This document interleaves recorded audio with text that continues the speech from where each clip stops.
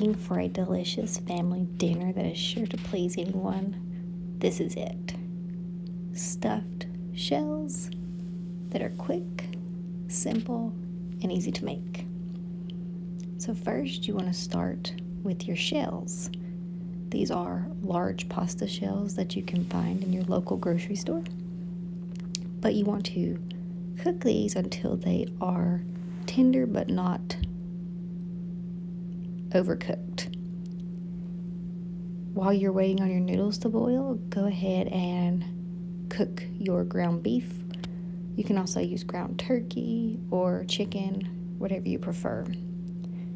Once your noodles have cooked, go ahead and drain them and allow them to cool slightly so they are easy to handle. You want to go ahead and drain the grease out of your cooked meat. I like to tilt the pan to the side, get a paper towel, and allow it to just sit there and soak up all of that unnecessary grease. You may have to use a couple of paper towels, but it provides for quick, easy cleanup in comparison to having to use your spoon and try to scoop it out.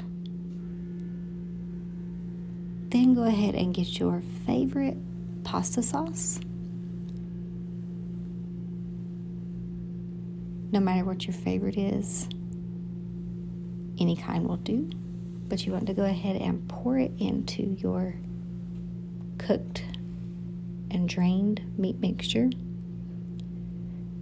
And basically at this point, you can add as much or as little sauce as you prefer. For me, I like it a little on the dry side, so I don't add too much sauce. But you can definitely make it your own. But once that is finished, go ahead and grab one of your cooled shells and begin filling. You want them to be almost full, but not overly full. But really you can make it your own as well. Stuff them as full as you like. Then start placing them into your glass baking dish. Once you get that started, just continue filling your shells and placing them into your glass baking dish until your dish is full. Just like this. And any scrap noodles you can always just throw in the corner or place it throughout, because those are definitely tasty as well. Once these are cooked, everything gets softened and combined. You really won't be able to tell the difference.